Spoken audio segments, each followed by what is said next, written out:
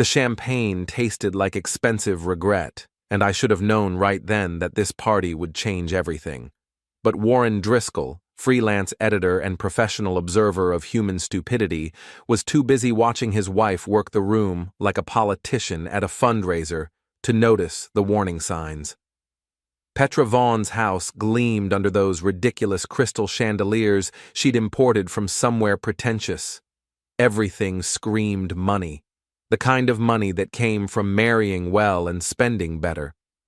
The guest list read like a who's who of our little Maine coastal town's semi-elite: real estate moguls, boutique lawyers, and people who thought owning a boat made them interesting. "Warren, you look positively thrilled to be here," Petra said, appearing beside me with that smile she'd perfected in whatever finishing school rich girls attended. Her husband Brad was nowhere to be seen, probably hiding in his study with a bottle of bourbon and his collection of golf magazines. "Just observing the natural habitat of the overprivileged," I replied, taking another sip of champagne that probably cost more than my monthly car payment. "It's fascinating how you all manage to say so much while communicating absolutely nothing." Petra laughed, the sound genuine for once. "God, I love your honesty. Sloane's lucky to have someone who sees through all this nonsense." I glanced across the room where my wife held court near the marble fireplace. Sloane Driscoll, née Patterson, had always been magnetic. At 41, she still turned heads with her auburn hair and that smile that could sell ice to polar bears. As a PR executive, she'd built her career on charm and strategic manipulation, skills that translated seamlessly to social gatherings. "She's in her element," I said, watching Sloane gesture animatedly while telling some story that had her audience captivated. "Sometimes I think she married me just to have someone to practice her pitch techniques on."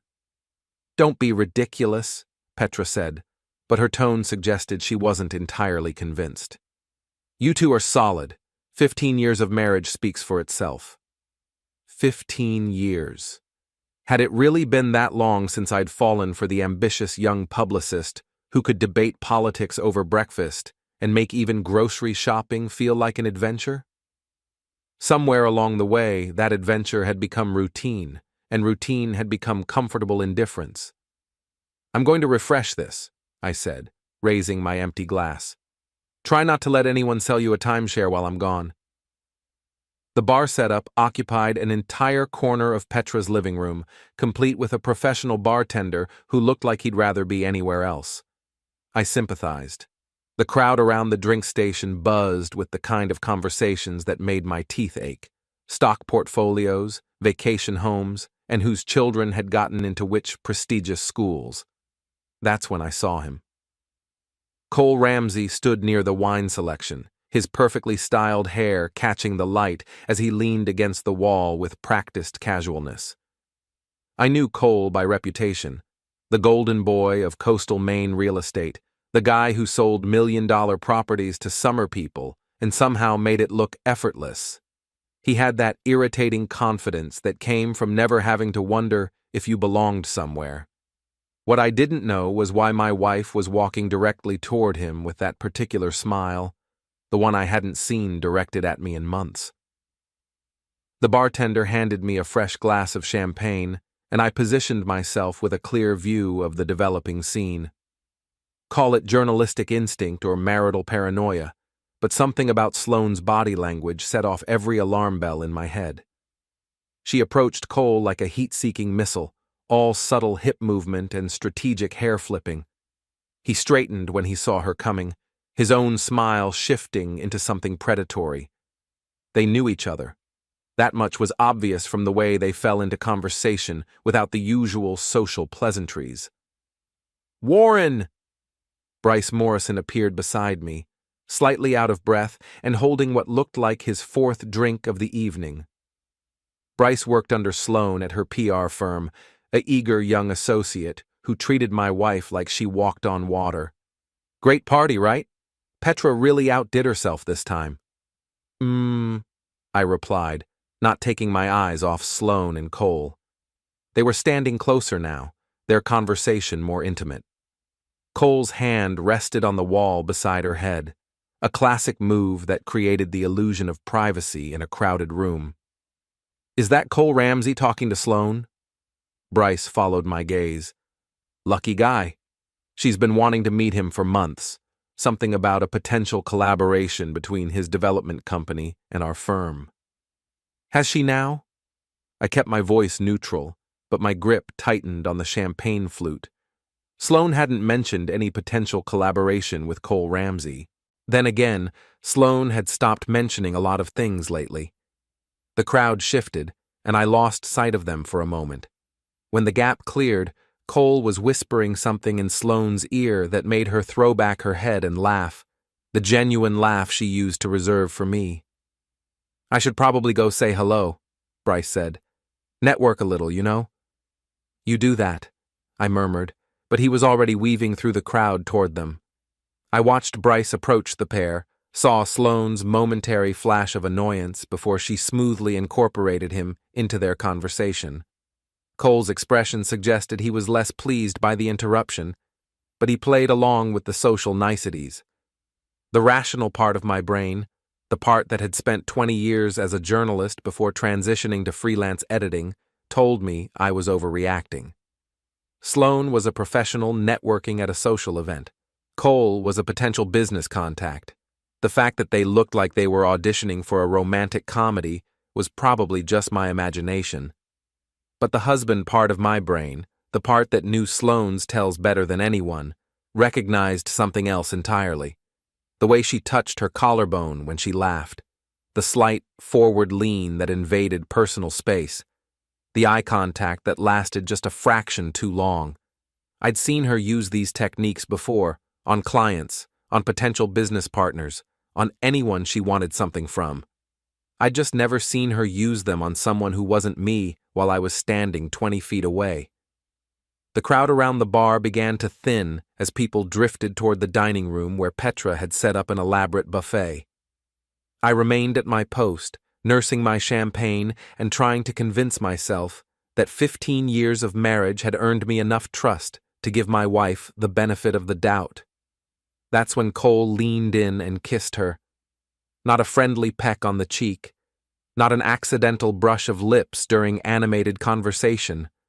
A real kiss, slow, deliberate, and unmistakably romantic. Sloane's hand came up to rest on his chest, her fingers curling into the fabric of his expensive shirt.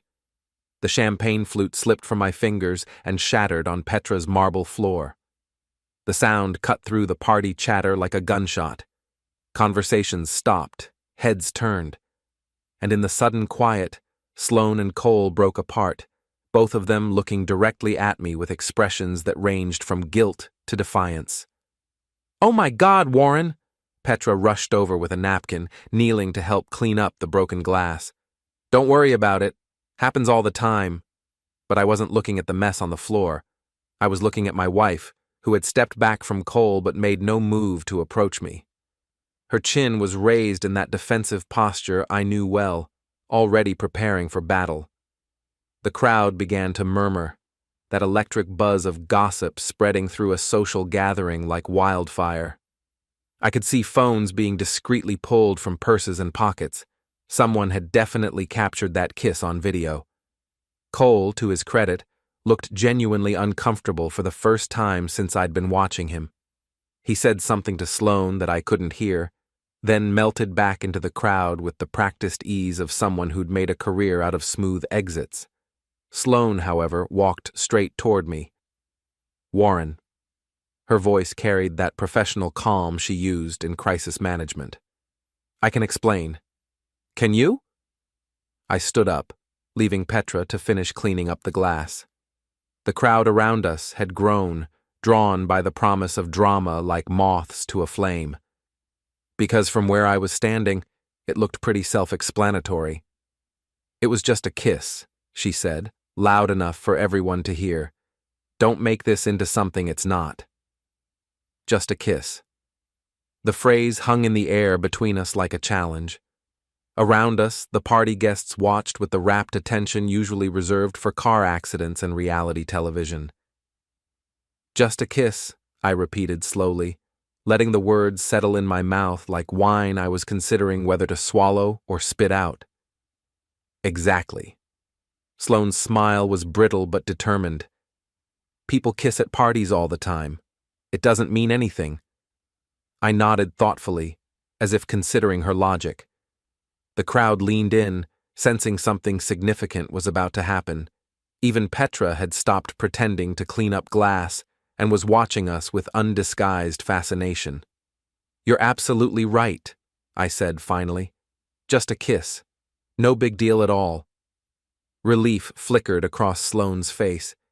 She'd won this round, or so she thought. I turned away from her and walked directly toward Petra, who was still kneeling on the floor with a handful of champagne-soaked napkins.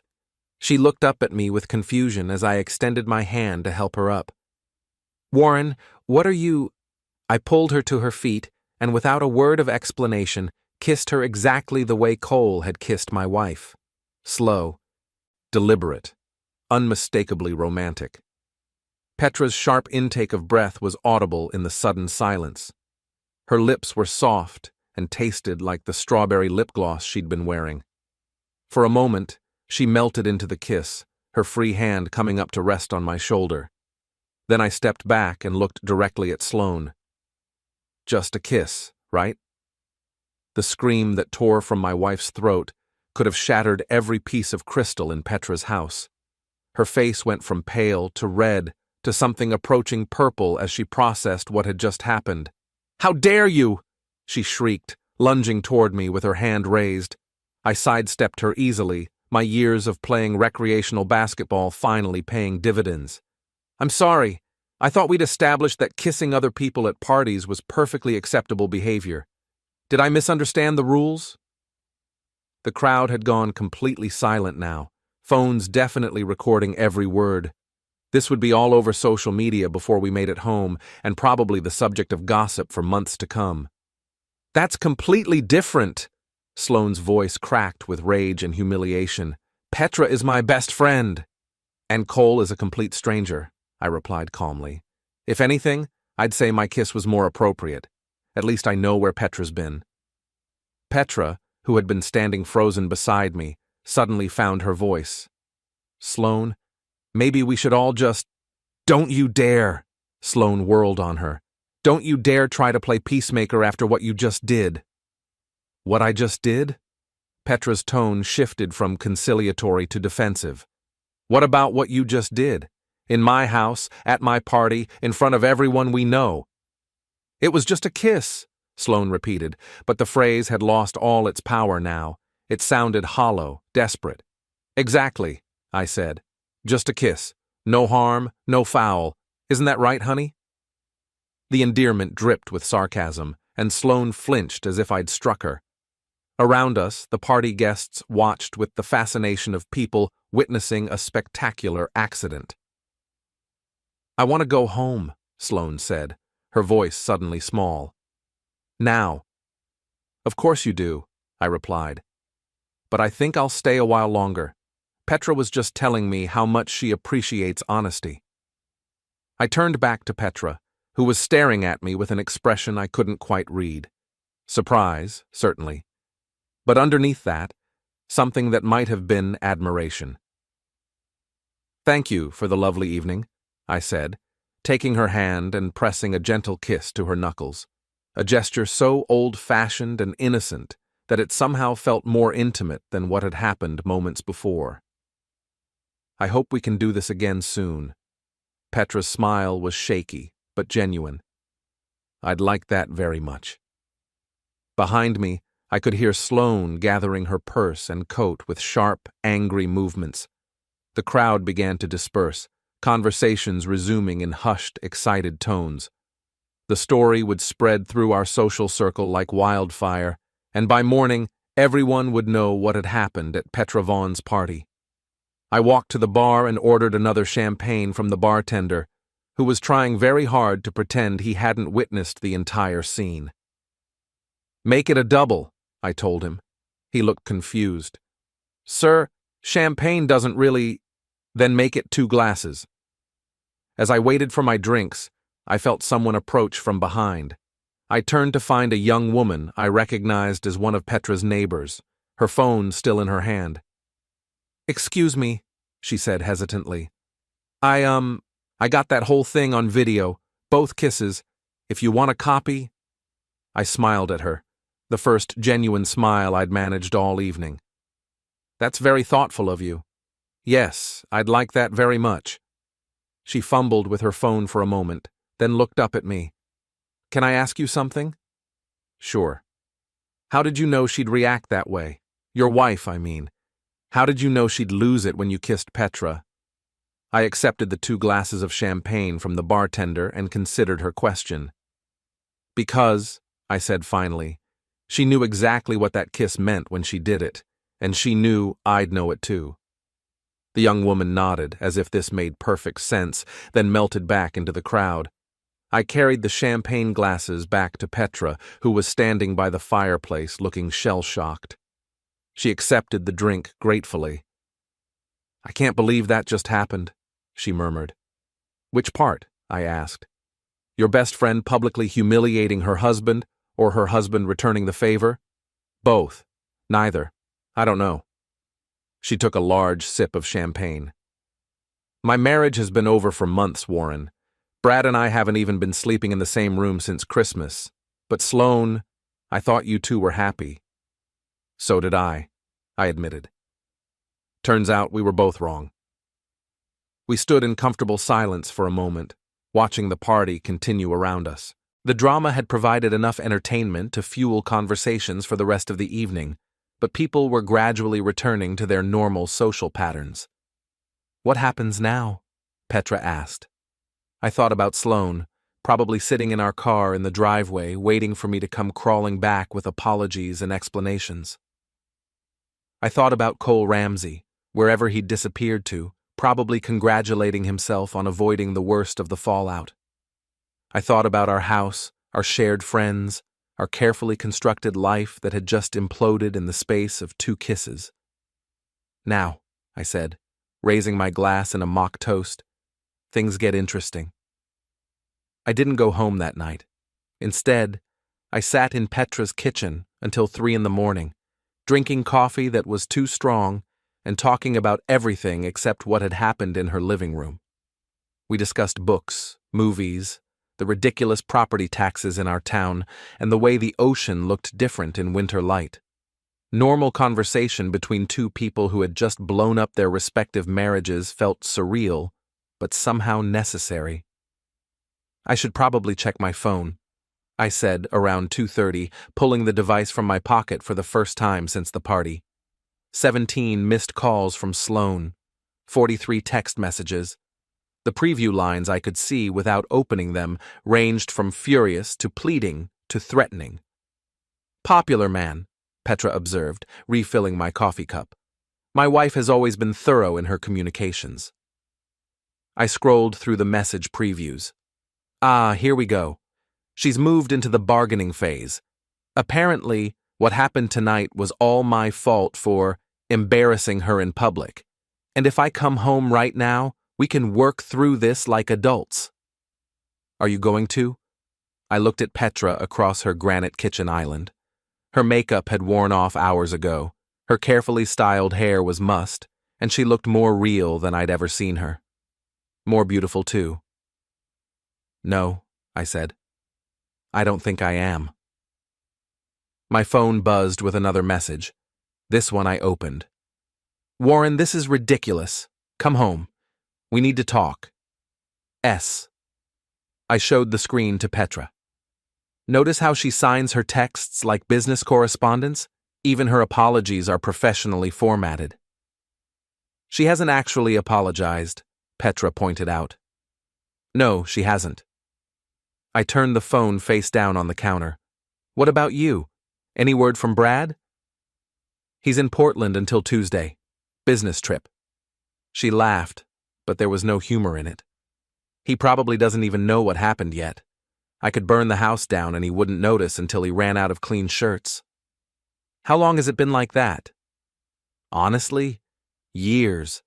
We've been roommates pretending to be married for so long that I'd forgotten what it felt like to have someone actually see me. She paused, her fingers tracing patterns on the counter. Until tonight. The implication hung in the air between us. I'd kissed her to make a point, to mirror my wife's betrayal and throw it back in her face. But somewhere in that moment, something else had happened, something neither of us had expected. Petra, I know, she said quickly. I know it wasn't real. You were angry and hurt, and you wanted to hurt her back. I understand that. Do you? She looked up at me then, her eyes searching my face for something I wasn't sure I was ready to give her. Wasn't it? My phone buzzed again, then again. The outside world demanding attention, demanding explanations and decisions and consequences for actions taken in anger and impulse. I should go, I said, standing up from the kitchen stool. Let you get some sleep. Where will you go? Not home, obviously. I hadn't thought that far ahead. Our house was in Sloane's name, a decision we'd made years ago for tax reasons that now seemed incredibly stupid. Most of our friends were really her friends, people from her work or social circle who tolerated me as an accessory to her more interesting presence. Hotel, I guess. Or maybe I'll drive down to Portland, visit my brother. You could stay here, Petra said quietly. Guest room. No strings attached. Just, it's late, and you've been drinking, and it seems silly to drive all that way when there's a perfectly good bed upstairs. The offer was practical, sensible, and loaded with implications that neither of us wanted to acknowledge directly. That's very kind of you, I said, but I think I've caused enough gossip for one evening. Warren. She stood up and walked around the kitchen island until she was standing directly in front of me. In about 6 hours, everyone in town is going to know what happened tonight. The gossip has already started. By the time people are having their morning coffee, the story will have grown legs and probably wings. She was right, of course.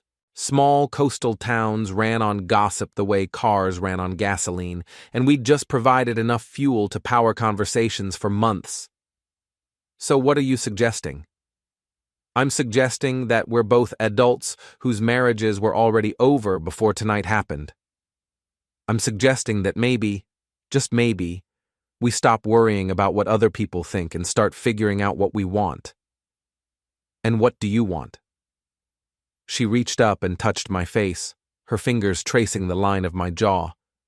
I want to feel like myself again. I want to have conversations that matter and laugh at jokes that are actually funny.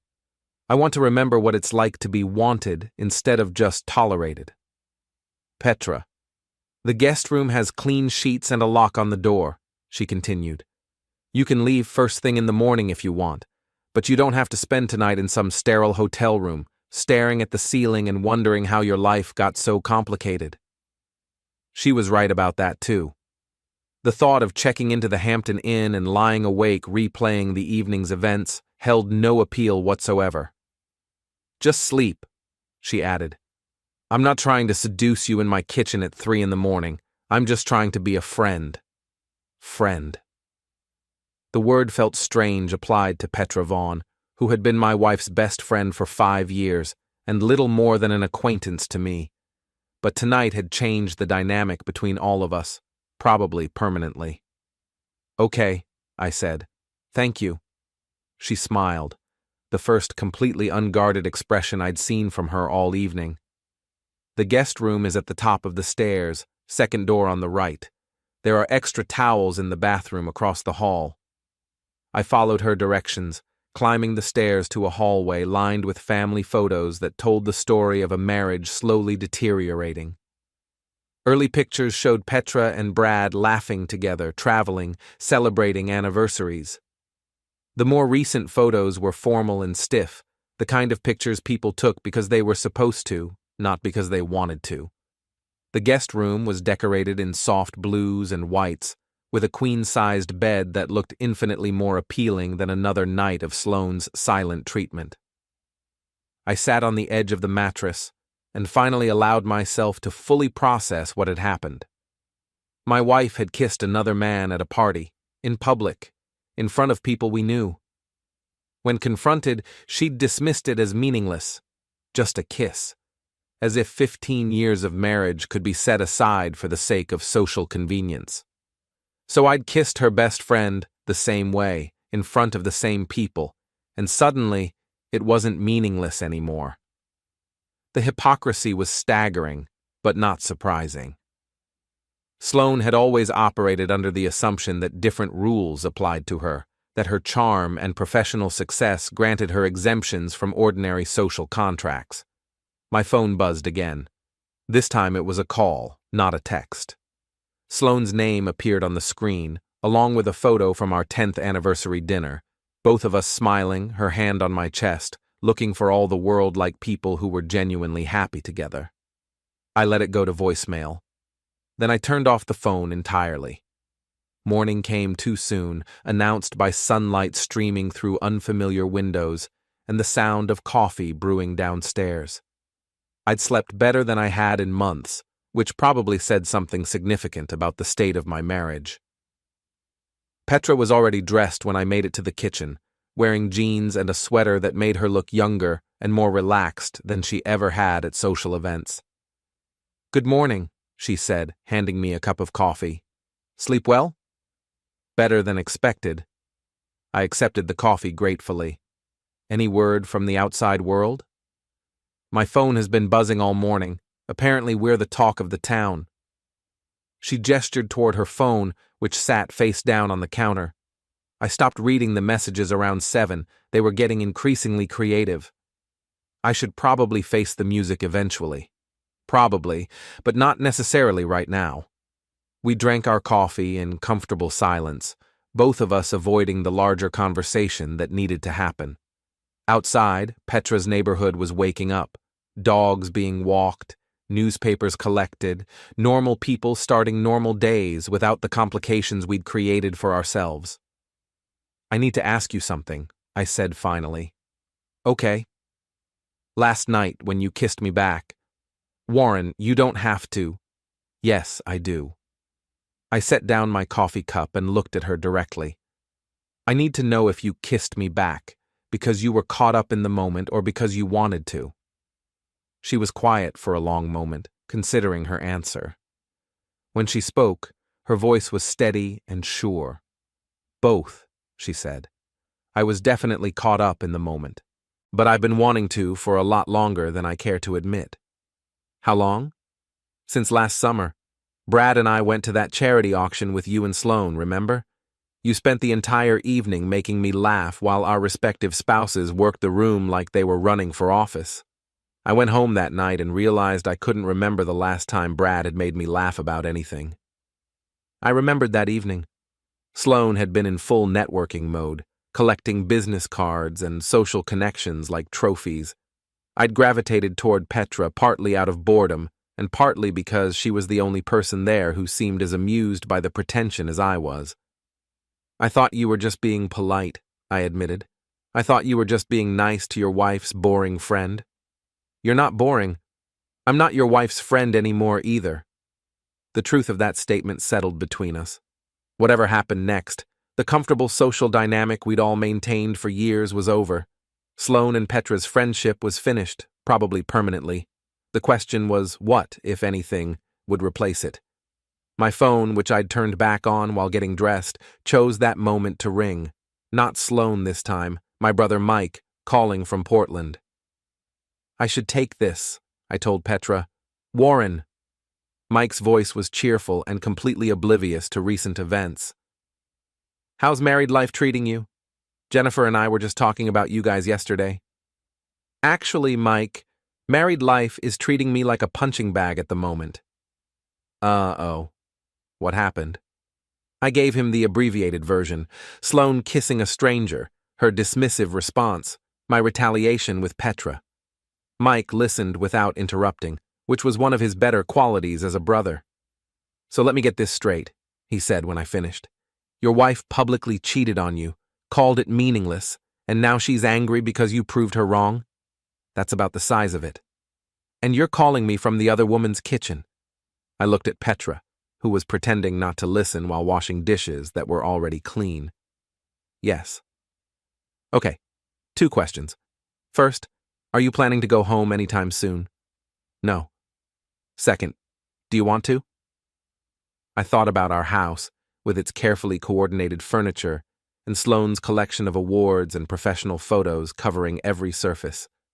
I thought about our bedroom, where we'd been sleeping on opposite sides of an increasingly cold bed for months. I thought about our kitchen, where conversations had devolved into logistics and scheduling. No, I said again. Then it sounds like you've got your answer. What do you need from me? I might need a lawyer recommendation, and maybe a place to store some of my stuff while I figure out what comes next. Done and done. Jennifer knows a divorce attorney in Portland who's supposed to be excellent, and you know you're always welcome here. Thanks, Mike. I'll probably take you up on both offers. After I hung up, Petra handed me a fresh cup of coffee and sat down across from me at the kitchen table. Divorce attorney? She asked. Seems like the logical next step. I can't imagine Sloane is going to let this slide, and I'm not interested in pretending last night didn't happen. What about us? The question I'd been avoiding since I woke up. What about us? Were we two people who'd been thrown together by circumstance and mutual revenge, or something more substantial? I don't know, I said honestly. Last night changed everything, but I'm not sure what it changed into. I am, Petra said quietly. Are you? She reached across the table and took my hand. I'm getting divorced, Warren. With or without you, with or without last night, my marriage to Brad is over. It's been over for years, and last night just gave me the courage to admit it. And I'd like to find out what happens when two people who actually like each other try building something together. No pressure, no expectations, just possibility. Possibility. It was a word that had been missing from my vocabulary for longer than I cared to admit. I'd like that too, I said. She smiled and squeezed my hand. Good. Now, what do you say we go face the gossips and give them something really interesting to talk about? Such as? Such as the fact that we're not hiding from what happened last night. We're not ashamed of it, and we're not apologizing for it. You want to go public? Warren, we went public the moment you kissed me in front of half the town. The question now is whether we own it or let other people define it for us. She was right. As she'd been about most things since last night, we could skulk around, trying to minimize the damage and preserve relationships that were already broken, or we could move forward with dignity and let the consequences fall where they might. What did you have in mind? Breakfast, she said. At Marla's diner, where everyone goes on Sunday morning to catch up on the latest news. Marla's diner was gossip central for our little town, the place where information was traded like currency and reputations were built or destroyed over coffee and pancakes. That's either brilliant or completely insane, I said. Sometimes those are the same thing. I looked at Petra, really looked at her, and saw someone who was tired of living her life according to other people's expectations, someone who was ready to take control of her own story, regardless of the social cost. All right, I said, let's go have breakfast.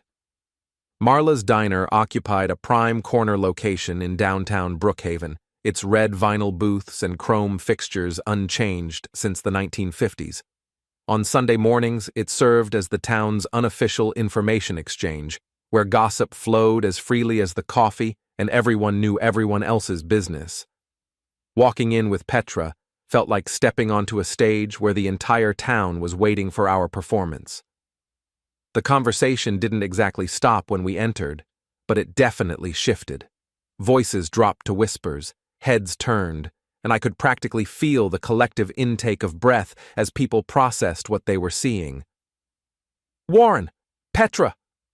Marla herself appeared from behind the counter, her expression carefully neutral. She'd been running this place for 30 years and had seen enough small-town drama to know when to stay diplomatically uninvolved. Table for two? Please, Petra replied, her voice steady and cheerful. Something by the window would be lovely. Marla led us to a booth in the front corner, the most visible table in the restaurant. Whether this was intentional or coincidental, it sent a clear message. We weren't hiding.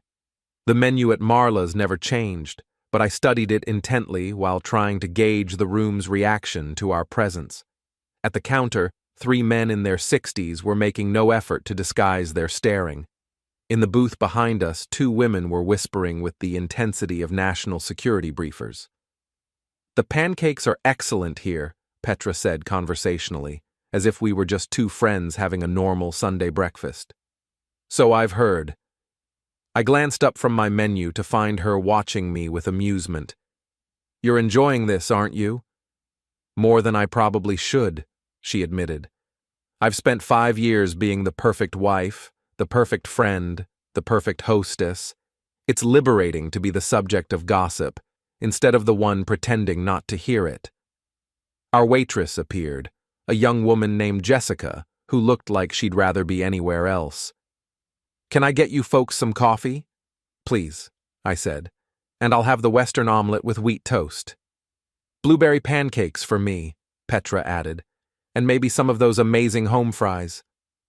Jessica scribbled our order and disappeared with obvious relief.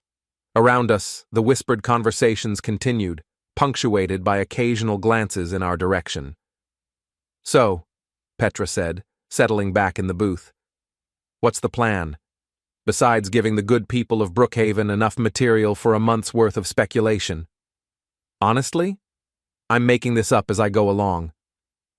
I poured cream into my coffee, noting how the simple domestic gesture felt different when performed under public scrutiny. "I've never blown up my life before, there's no handbook." "Well, you're off to an impressive start." "Thank you, I think." The bell above the diner's door chimed, and I looked up to see Bryce Morrison entering with a woman I didn't recognize. He spotted us immediately, his face cycling through surprise, confusion, and what might have been admiration before settling on professional neutrality. "This should be interesting," I murmured to Petra. Bryce approached our table with the careful steps of someone walking through a minefield. "Warren, Petra, good morning." "Morning, Bryce." I gestured to the empty space beside our booth. "Join us?" He glanced around the diner, clearly calculating the social mathematics of being seen with us. "Actually, I'm meeting someone." "Of course you are." Petra's smile was understanding but pointed. "How's Sloane this morning?" "I imagine she's having a difficult time processing last night's events." Bryce's discomfort was almost painful to watch. As Sloane's subordinate, he was caught between personal curiosity and professional loyalty. "She's concerned about you both. She asked me to tell you that she'd like to talk, if you're willing." "How thoughtful of her," I said. "And what exactly would she like to discuss?" "I think she feels there may have been some misunderstandings last night. She's hoping you can work things out privately without involving the whole town." "Ah," I nodded, as if this made perfect sense. "She's concerned about her reputation." "She's concerned about your marriage," Bryce corrected, though his tone suggested he wasn't entirely convinced of this himself. "My marriage ended last night when my wife kissed another man and told me it didn't matter," I replied calmly. "Everything since then has just been paperwork." Bryce winced. Around us, conversations had grown quieter as people strained to overhear our exchange. "Warren, maybe you could just..." "Could just what? Pretend it didn't happen? Go home and apologize for embarrassing her? Accept that my wife's indiscretions are meaningless, while mine are grounds for divorce?" "She didn't say anything about divorce," Bryce said quickly. "She didn't have to. But I am." The words hung in the air like a declaration of war. Bryce stared at me as if I'd announced my intention to join the circus, while Petra reached across the table and squeezed my hand in a gesture of support that was visible to everyone in the restaurant. "I should go," Bryce said finally. "But Warren, think about what you're doing. 15 years is a long time to throw away over one mistake." "You're absolutely right," I agreed. "It is a long time to throw away, which is why I'm not going to waste any more of it."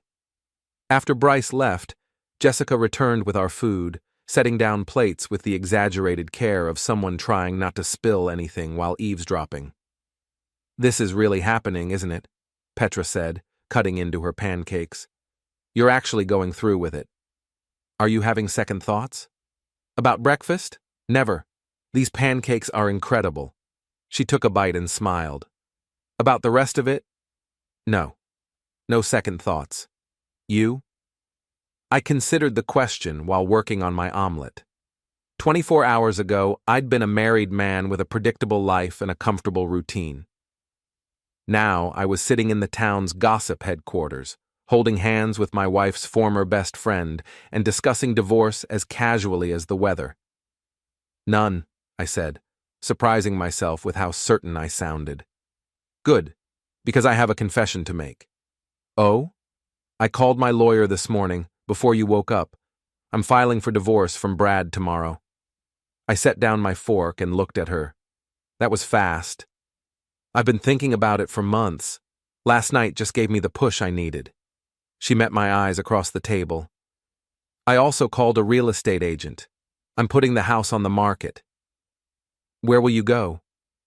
"I was hoping you might have some suggestions." The implication was clear, and suddenly the theoretical future we'd been discussing became very real. Petra wasn't just talking about divorce. She was talking about building a new life, possibly with me. "That's a big step," I said. "So was kissing you last night. So was coming here this morning. So was holding your hand in front of everyone we know." She leaned forward, her voice dropping to a more intimate level. "Warren, I'm 43 years old. I've spent the last 10 years of my life being married to a man who barely notices I exist. I'm not interested in taking small steps anymore." Before I could respond, the diner's door chimed again. This time, the new arrival made every conversation in the place come to a complete stop. Sloane stood in the doorway, her hair perfectly styled and her makeup flawless, despite what must have been a sleepless night. She wore the navy blue dress she always chose for important meetings, her armor for difficult conversations. Her eyes found us immediately, and I watched her face cycle through emotions too quickly to catalog. Hurt, anger, betrayal, calculation, and finally, cold determination. She walked directly to our table with the measured steps of someone who'd rehearsed this moment. The entire diner watched in fascination as she stopped beside our booth. "Warren," she said, her voice carrying the professional calm she used for crisis management. "We need to talk." "Hello, Sloane."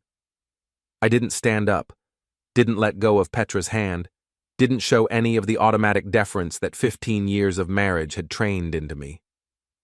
"How are you this morning?" "How am I?" Her composure cracked slightly. "How do you think I am?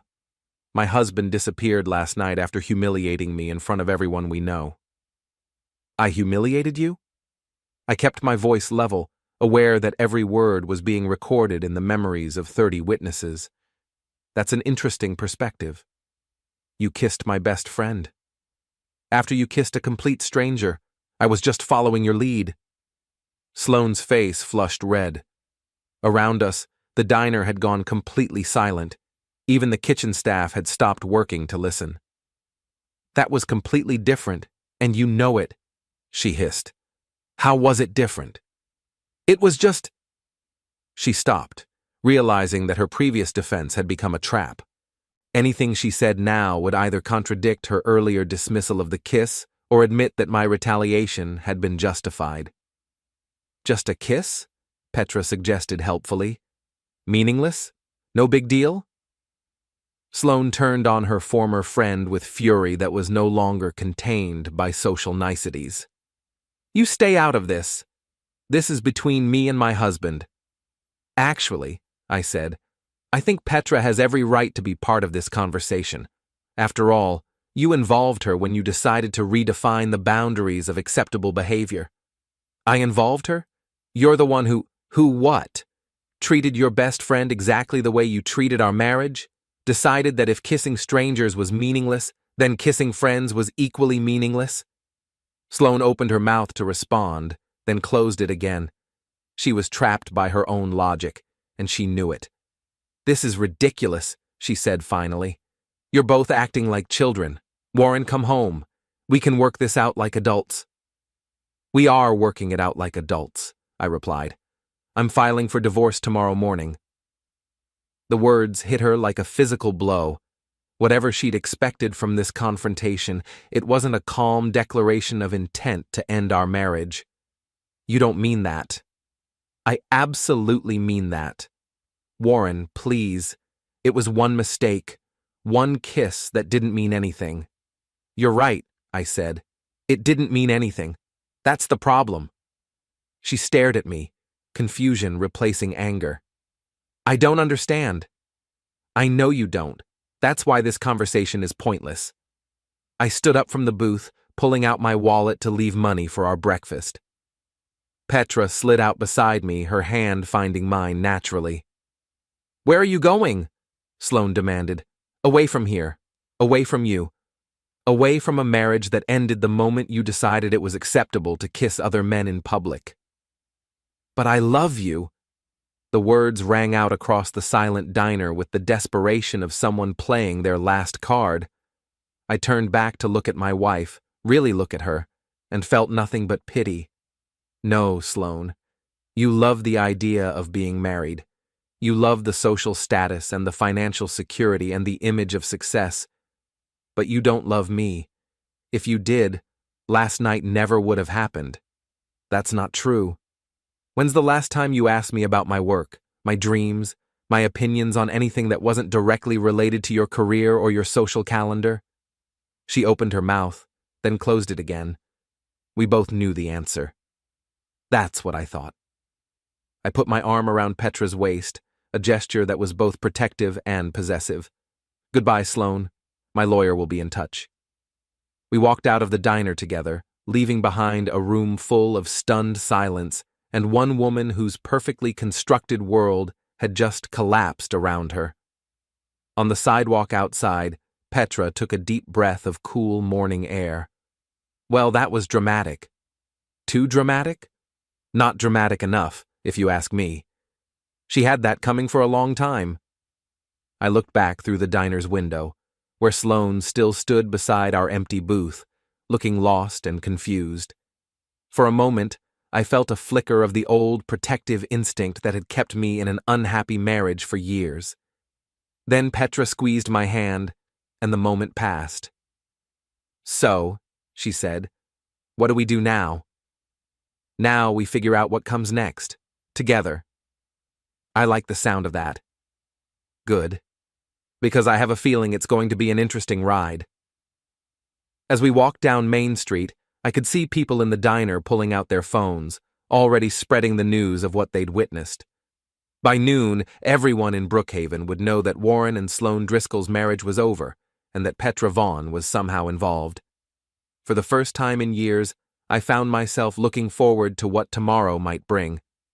The law offices of Morrison, Keller and Associates occupied the third floor of a converted Victorian mansion in downtown Portland, its burgundy carpet and dark wood paneling designed to inspire confidence in clients facing life's more unpleasant legal necessities. Jennifer's recommendation had been spot on. Diana Morrison was exactly the kind of divorce attorney I needed, sharp, experienced, and completely unimpressed by the emotional drama that had brought me to her office. "So let me make sure I understand the situation," she said, reviewing the notes she'd taken during my initial explanation. "Your wife kissed another man at a public gathering, dismissed it as meaningless when confronted, and you responded by kissing her best friend in the same manner." "That's correct." "And you have video evidence of both incidents." I pulled out my phone and showed her the footage that Petra's neighbor had sent me. Diana watched both kisses with the clinical detachment of someone who'd seen every possible variation of marital misconduct. "This is actually quite good," she said, handing back my phone. "Clear footage, multiple witnesses, and your wife's own words dismissing the significance of extramarital kissing. It establishes a pattern of behavior and documents her attitude toward marital fidelity. Will it be enough for a divorce?" Maine is a no-fault divorce state, so we don't need to prove misconduct to end your marriage. But this evidence will be very helpful when it comes to property division and spousal support. She leaned back in her leather chair. Tell me about your financial situation. I outlined our assets, the house in Sloane's name, our joint savings account, my freelance editing business, her PR firm salary. It wasn't complicated, but it wasn't simple either. The house is the major asset, Diana noted. You said it's in her name only? We bought it 5 years ago. The mortgage broker suggested putting it in her name because her credit score was higher and she had the more stable income. That was probably good financial advice at the time, but it complicates things now. However, if you can prove you contributed to the mortgage payments and maintenance, you may be entitled to a portion of the equity. I paid half the mortgage every month for 5 years. I have bank records to prove it. Excellent. What about her retirement accounts, life insurance, business assets? We spent the next hour going through the tedious details of dismantling a 15-year marriage. Diana took notes with the efficiency of someone who'd done this countless times, reducing years of shared life to bullet points on legal documents. I'll need a retainer of $5,000 to get started, she said finally. Given the circumstances and your wife's likely response, I'd recommend moving quickly on the filing. The sooner we establish your position, the better. How quickly? I can have the papers ready by tomorrow afternoon. We'll serve her at work, more professional, less dramatic than showing up at the house. I wrote the check, officially beginning the legal process of ending my marriage. It felt surreal, like signing a contract for my own execution. One more thing, Diana said as I prepared to leave. This Petra Vaughn, are you planning to continue your relationship with her during the divorce proceedings? We're exploring possibilities. I'd recommend discretion. While Maine doesn't penalize adultery in divorce proceedings, judges are human beings. The optics of you moving in with your wife's former best friend immediately after filing could work against us. We're not moving in together? Yet, Diana said with a knowing smile. Just be careful. Divorce brings out the worst in people, and your wife sounds like someone who won't go quietly.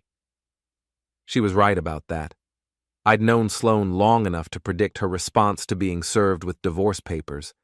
There would be anger, denial, attempts at manipulation, and probably a few moves I hadn't anticipated.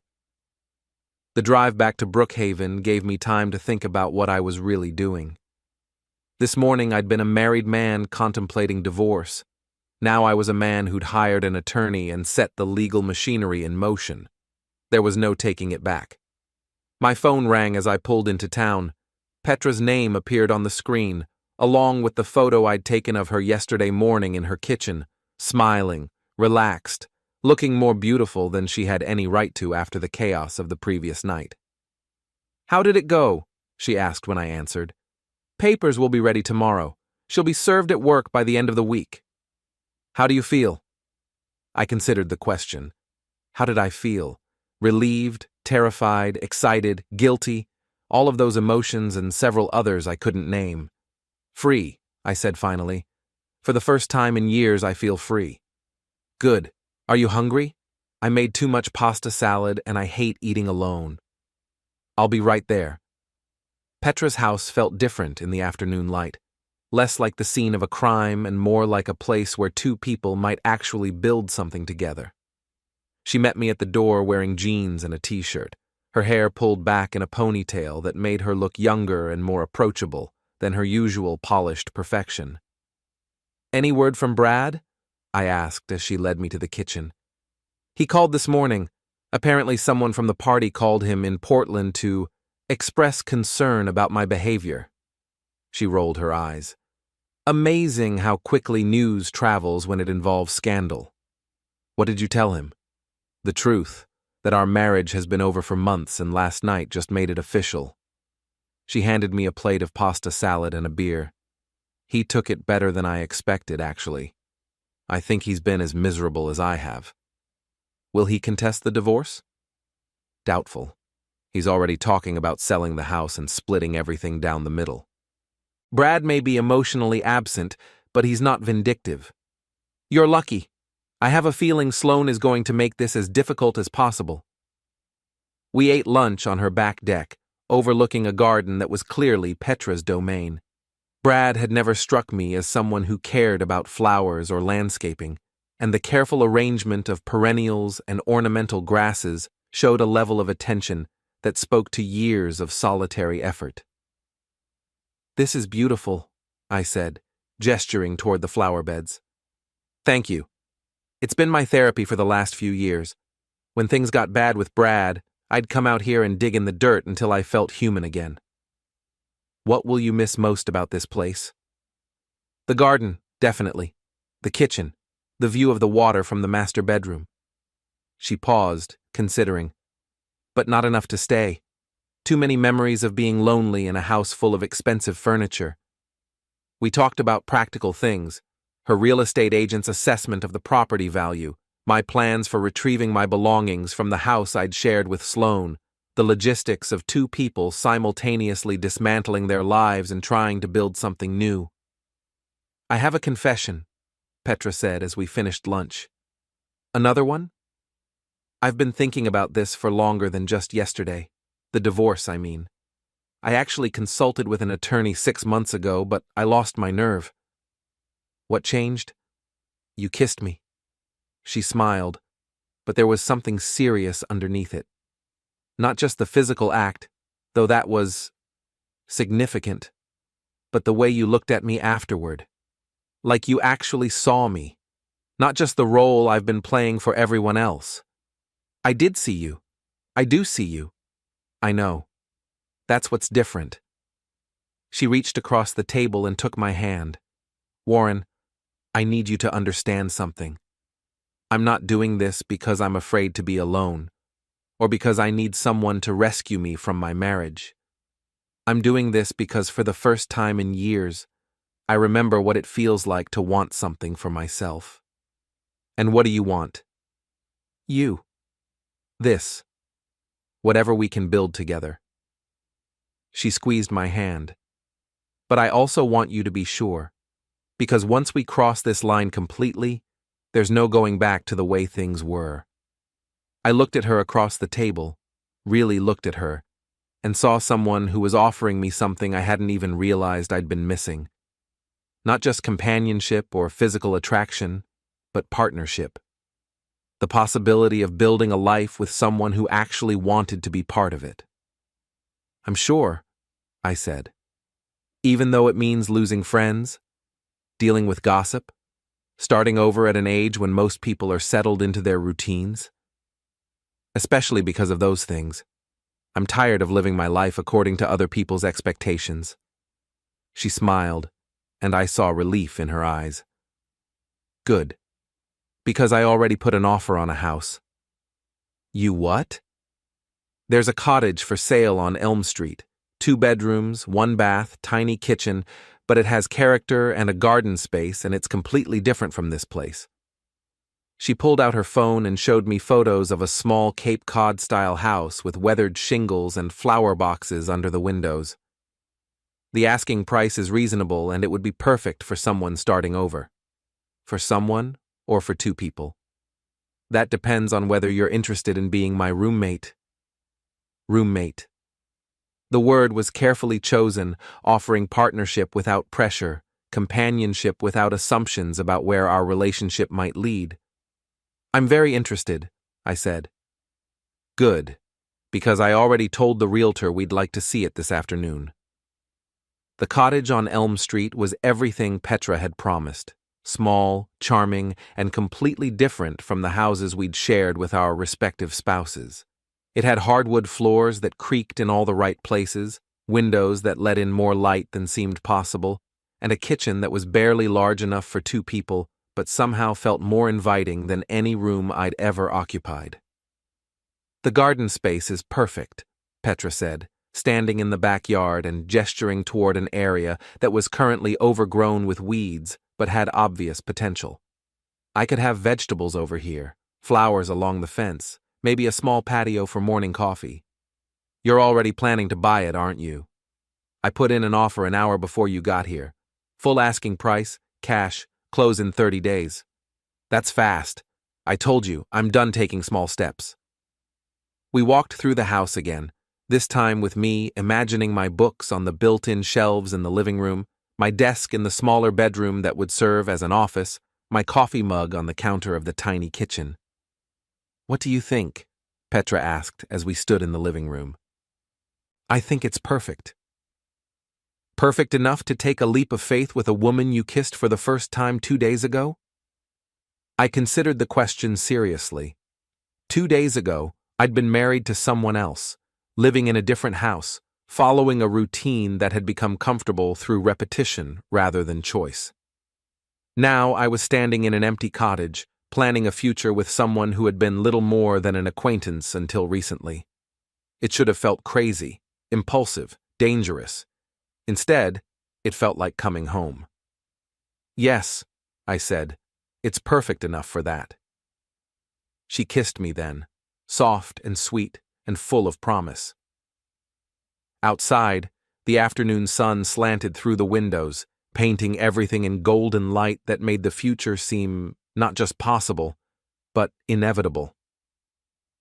So, she said when we broke apart, ready to give the gossips something really interesting to talk about? Bring it on. As we locked up the cottage and headed back to our cars, I realized that for the first time in years, I was genuinely excited about what tomorrow might bring.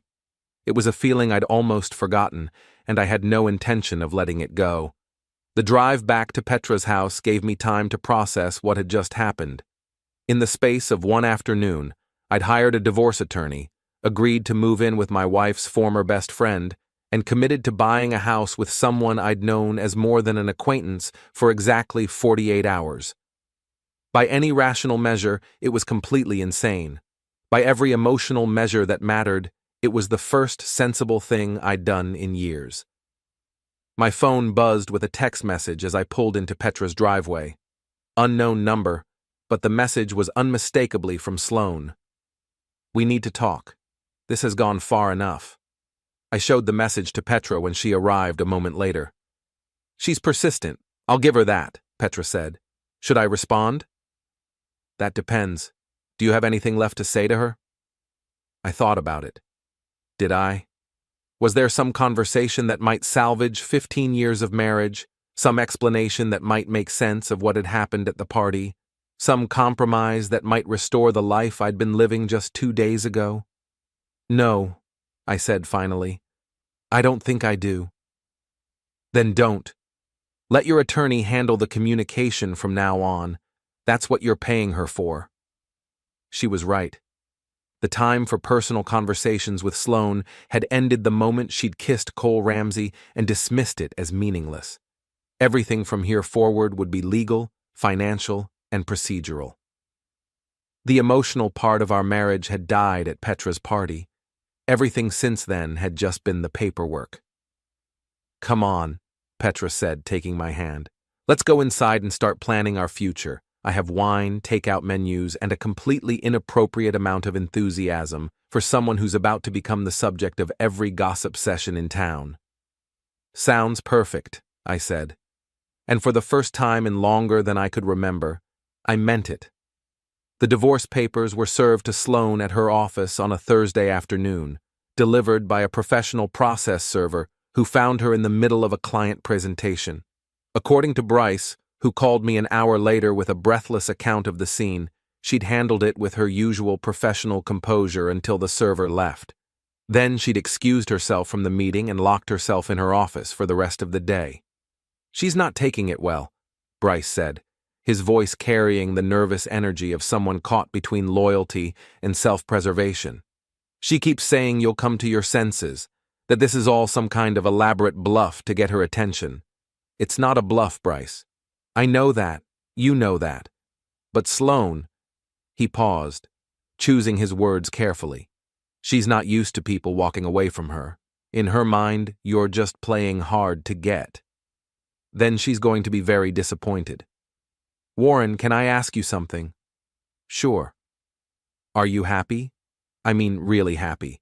Not just angry at your wife happy? The question caught me off guard. Was I happy? I was certainly many things. Relieved, excited, nervous, optimistic. But happy seemed almost too simple a word for the complex mix of emotions that had defined the past week. Yes, I said finally. I think I am. Good, because she's hired Mitchell Graves to represent her. I knew the name. Mitchell Graves was the most expensive divorce attorney in Maine, a shark who specialized in high-conflict cases and had a reputation for turning routine divorces into scorched-earth campaigns. That seems excessive for a 15-year marriage with no children and relatively simple finances, I said. Yeah, well, you know Sloane. She doesn't do anything halfway. After hanging up with Bryce, I called Diana Morrison to give her the heads up about Sloane's choice of representation. Mitchell Graves, she repeated when I told her. Well, that's interesting. He doesn't come cheap, and he doesn't take cases unless he thinks there's significant money involved or serious dirt to uncover. There's no serious money, and I don't have any dirt worth uncovering. Then he's probably planning to create some. Graves specializes in character assassination, making the other party look so bad that judges award his clients everything just to end the proceedings. What does that mean for us? It means we need to be prepared for things to get ugly. He'll probably try to paint you as an adulterer who abandoned his marriage for his wife's best friend. He'll question your mental state, your financial motives, maybe even suggest that you and Petra were having an affair before the party. We weren't. I know that, and you know that. But proving it might be challenging. The timeline is certainly suspicious from an outside perspective.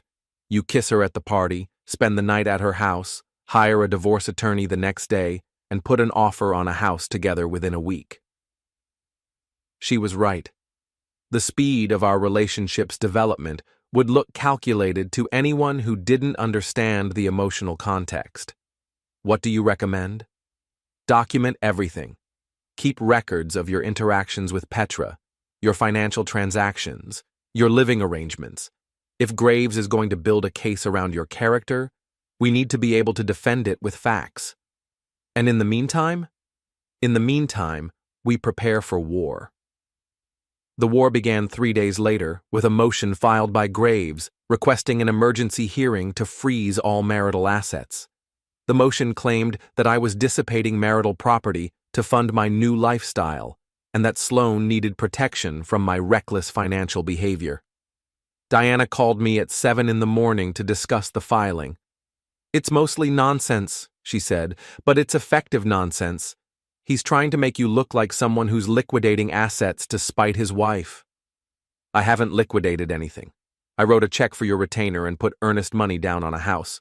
Both transactions are completely documented. I know, but the optics are challenging. A man leaves his wife and immediately starts spending money on a new house with another woman. It plays into certain stereotypes about midlife crisis behavior. So what do? We fight it. I'll file a response showing that your financial behavior has been completely reasonable and transparent. But Warren, this is just the opening salvo. Graves is testing our defenses, seeing how we respond to pressure. And I have a feeling things are about to get much more interesting. The emergency hearing was scheduled for the following Monday in Cumberland County Family Court. Diana advised me to dress conservatively, speak only when spoken to, and prepare for Graves to paint me as a middle-aged man who'd abandoned his responsibilities for a younger woman. Petra's only 2 years younger than me, I pointed out. Facts have never stopped Mitchell Graves from crafting a compelling narrative. The courthouse was a modern building that managed to feel both imposing and sterile, its marble floors and fluorescent lighting designed to intimidate rather than comfort. Diana met me in the lobby, looking sharp in a navy blue suit that probably cost more than I'd spent on clothes in the past year. Remember, she said as we rode the elevator to the family court floor, this is just a preliminary hearing. The judge is only deciding whether to freeze assets pending a full hearing on the merits. Keep your answers short, factual, and unemotional. What about Sloane? What about her? Will she be there? Diana studied my face carefully. Yes, she'll be there. Are you prepared for that? I thought about it. I hadn't seen Sloane since the confrontation at the diner, hadn't spoken to her since the night of the party. In the intervening weeks, she'd become almost abstract in my mind, a legal obstacle rather than a person I'd once loved. I think so. Good. Because she's going to try to get a reaction out of you. That's part of Graves's strategy. Provoke you into saying or doing something that supports their narrative about your mental state. The family court waiting area was filled with people in various stages of marital dissolution, their faces carrying the particular strain that comes from having your private life dissected in public.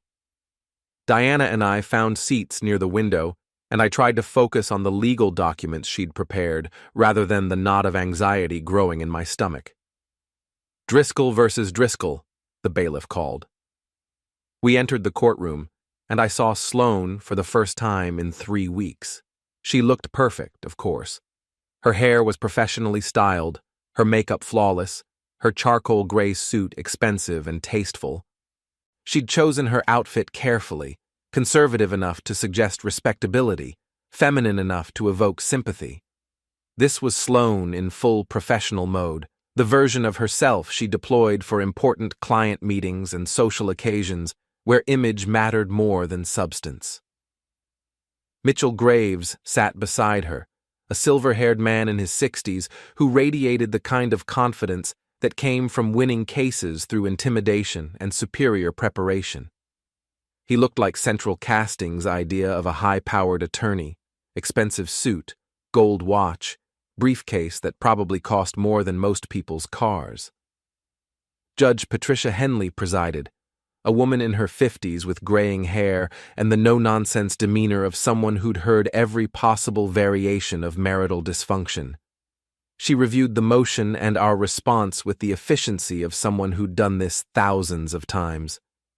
Mr. Graves, she said, your motion requests that the court freeze all marital assets pending a full hearing. What's the basis for this emergency relief? Graves stood with theatrical precision. Your Honor, the respondent has engaged in a pattern of reckless financial behavior since abandoning his marriage. Within days of leaving the marital home, he hired an expensive divorce attorney, put earnest money down on a house with another woman, and has been living beyond his means while refusing to contribute to household expenses. Ms. Morrison? Diana rose smoothly. Your Honor, my client's financial behavior has been completely reasonable and transparent. He hired legal representation, which is his right. He put earnest money down on a house, which is a normal part of securing housing after a marital separation, and he's contributed to household expenses for 15 years.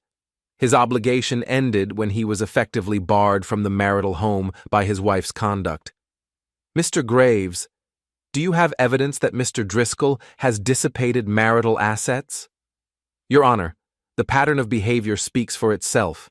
A man doesn't abandon a 15-year marriage and immediately start spending money on a new life without some premeditation. We believe there may be hidden assets, undisclosed income, or other financial improprieties that require investigation. Judge Henley looked skeptical. That's a serious accusation. Do you have any evidence to support it? We're requesting discovery to uncover the evidence, Your Honor. Ms. Morrison? Your Honor, this is a fishing expedition.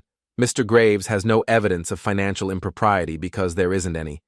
My client is a freelance editor who earns a modest income and has been completely transparent about his assets. This motion is an attempt to harass him and delay the proceedings.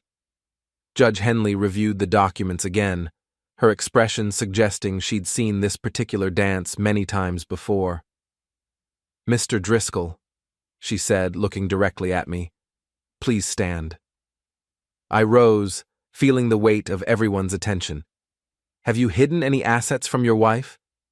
No, Your Honor. Have you dissipated marital property to spite your wife or fund a new relationship? No, Your Honor. Are you prepared to provide full financial disclosure as part of the normal discovery process? Yes, Your Honor. She nodded and made notes on her legal pad. Mr. Graves, I'm not seeing evidence of an emergency that would justify freezing assets. Your client will have full access to discovery through the normal process. Motion denied. Graves looked like he'd been expecting this outcome, but Sloane's face showed genuine shock. She'd probably assumed that her attorney's reputation and her own persuasive abilities would carry the day.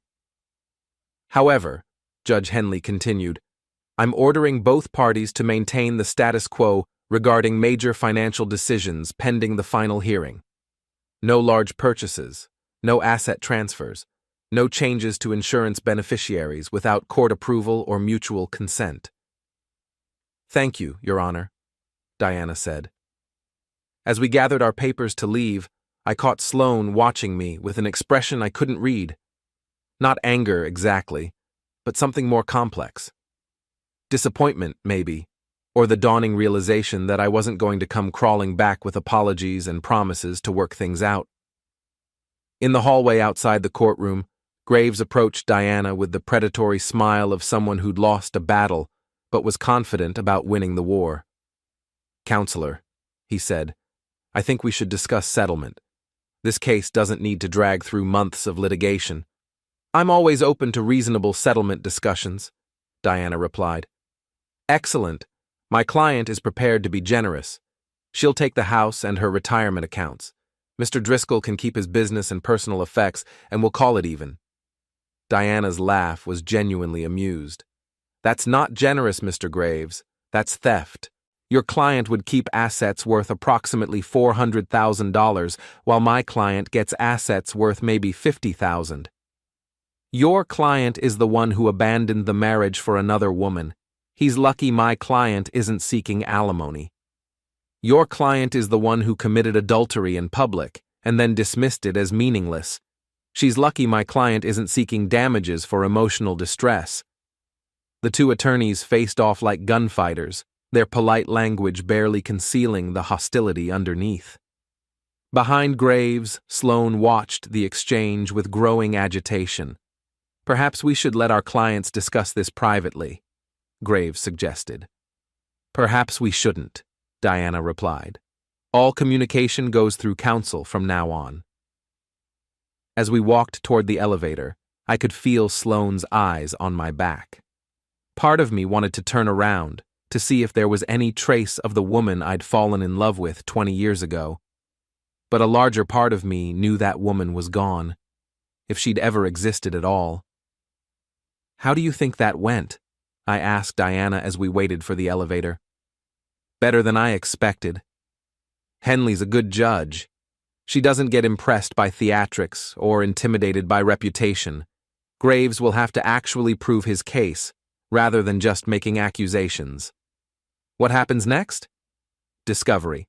We'll exchange financial documents, take depositions, probably hire a forensic accountant to value your respective contributions to the marriage. It'll take a few months, but we should be able to reach a fair settlement. The elevator arrived, and we stepped inside with several other people from the courthouse. As the doors closed, I caught a glimpse of Sloane standing in the hallway, still watching, still waiting for me to change my mind and come back to her.